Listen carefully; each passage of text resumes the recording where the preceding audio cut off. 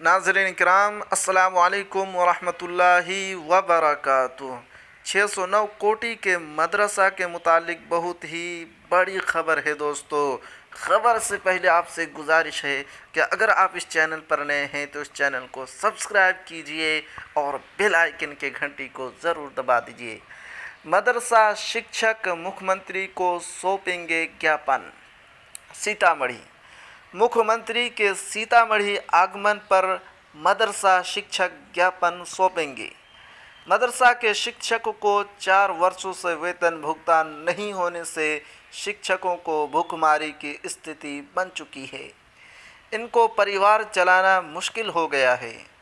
मालूम हो कि सीतामढ़ी के 609 कोटि के मदरसा शिक्षकों को 4 वर्षों से वेतन का भुगतान नहीं हो रहा है।